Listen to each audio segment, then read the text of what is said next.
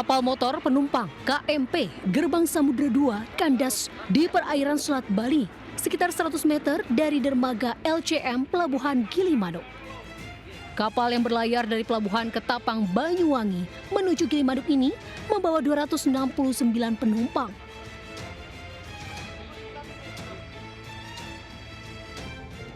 Diduga kapal kandas usai diterjang angin kencang dan terseret arus deras hingga ke perairan dangkal.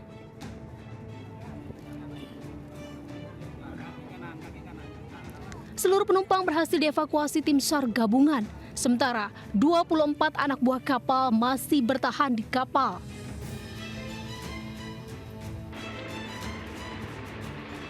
Sementara evakuasi kapal masih menunggu kondisi air laut di perairan Selat Bali pasang. Dari Jembrana, Bali, Nyoman Sudika melaporkan. Komplotan bajing loncat mencuri muatan gula dalam truk di Jalan Raya Industri Ciwandan, Kota Cilegon. Polisi kemudian menangkap 2 pelaku anggota komplotan itu. Jalur Ciwandan, bajing loncat. Rekaman video amatir menunjukkan gula pasir muatan sebuah truk hilang diambil komplotan bajing loncat viral di media sosial. Pencurian gula milik salah satu perusahaan ini terjadi di Jalan Raya Industri Ciwandan, Kota Cilegon dengan cara menyobek terpal penutupnya. Jajaran unit reskrim Polsek Ciwandan menyelidiki video tersebut dan menangkap 2 orang pelaku, MR dan GAB, warga lingkungan Warung Juwet, Kelurahan Saman Raya, Kecamatan Citangkil, Kota Cilegon. Polisi juga mengamankan barang bukti berupa pisau kecil, sepeda motor, dan karung kosong muatan gula yang sudah dijual isinya oleh pelaku.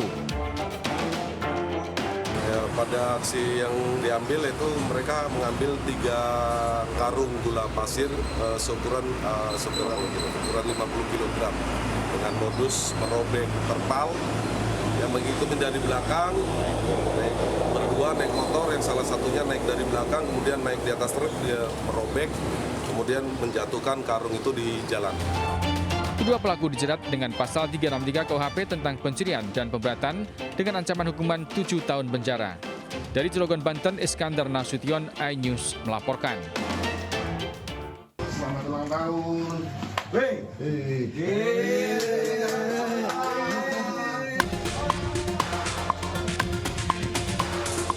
Subdit 3 Resmob di Treskrimum Polda Metro Jaya berhasil menangkap pelaku pencurian di sebuah rumah di kawasan Benda Baru, Pamulang, Tangerang Selatan. 2 orang pelaku merupakan kakak beradik berinisial A dan MK. Ditangkap saat tengah tertidur di kontrakan yang tak jauh dari rumah korban. Aksi pencurian terjadi saat korban meninggalkan rumah dalam keadaan kosong. Sang kakak memanfaatkan situasi dengan mencongkel jendela rumah menggunakan sendok semen, lalu mengajak adiknya untuk membawa keluar barang-barang milik korban. Korban pun mengalami kerugian hingga belasan juta rupiah usai kehilangan televisi, komputer, 2 unit ponsel, aki mobil dan motor, serta beberapa pasang sepatu mewah. Kedua pelaku pun dijerat pasal 363 ayat 2 KUHP dengan ancaman hukuman 9 tahun penjara. Dari Jakarta, Dian Helmi Sayangbati, iNews melaporkan. Hanya karena tak diberi uang Rp30.000, seorang anak menganiaya ibu kandungnya sendiri di Bekasi, Jawa Barat. Akibat penganiayaan itu korban terluka di sekujur tubuhnya.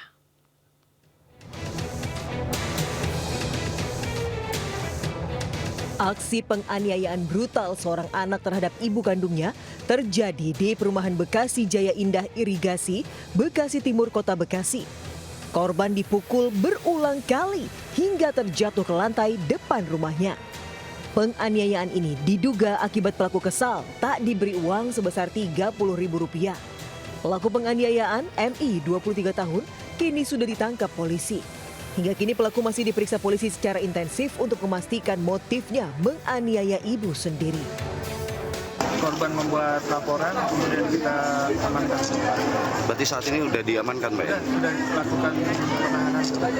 Artinya masih dalam proses pemeriksaan atau gimana, Pak? Ininya masih dalam proses penyidikan. Baik. Akibat dianiaya pelaku, korban terluka di sekujur tubuhnya. Dari hasil pemeriksaan terungkap, ternyata pelaku sudah berulang kali melakukan aksinya. Dari Bekasi, Jawa Barat, Rahmat Hidayat, iNews melaporkan.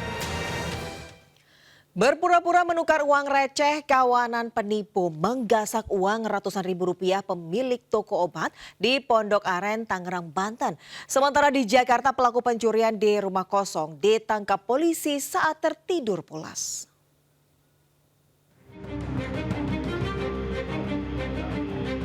Video merekam seorang pria memasuki sebuah toko obat di Pondok Aren, Tangerang Selatan, Banten.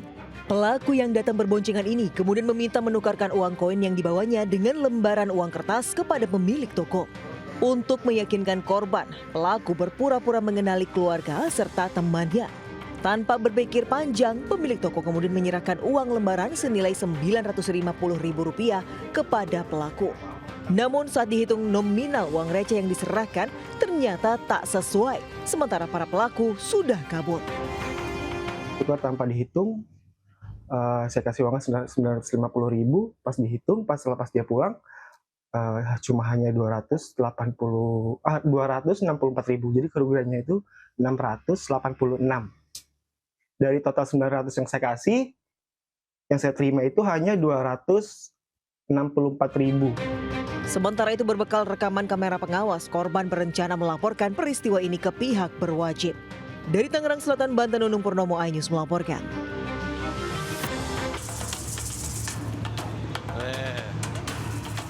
Seorang petugas Satpol PP Kelurahan Karet Tengsin menangkap seekor ular yang tengah merayap di trotoar Jalan Jenderal Sudirman, Tanah Abang, Jakarta Pusat. Meski terus meronta dan berusaha menggigit, namun ular liar tersebut berhasil dimasukkan ke dalam karung. Petugas Satpol PP mengetahui adanya ular yang berkeliaran di jalur pedestrian dari sejumlah pekerja yang tengah membersihkan halaman depan sebuah hotel. Ular tersebut diduga kelaparan dan sengaja keluar dari sarangnya untuk mencari mangsa. Agar tak membahayakan para pejalan kaki, ular sanca kembang itu dievakuasi petugas dan akan diserahkan ke Balai Konservasi Sumber Daya Alam. Dari Jakarta, Rani Sanjaya, iNews melaporkan.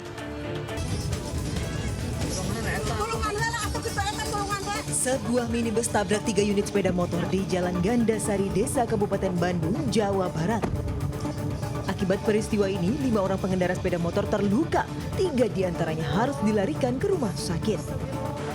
Sementara polisi langsung menangkap sopir minibus tersebut. Saat diamankan warga, sopir tersebut diduga berada di bawah pengaruh minuman keras. Sebelumnya kecelakaan terjadi saat mobil melaju kencang, tiba-tiba oleng dan menabrak sepeda motor. Karena panik, sopir berupaya kabur hingga akhirnya menabrak 2 sepeda motor lainnya hingga ringsek. Mobil lari pelan-pelan, jalurnya masih ada di kiri, ada motor dari sebelah sini juga. Ya, yang tengahnya itu yang 2 yang parah. Ada berapa motor Pak yang ditabrak Pak? Ada 3, yang pertama yang di depan warung, yang kedua yang parah lewat, yang parahnya yang 2 itu.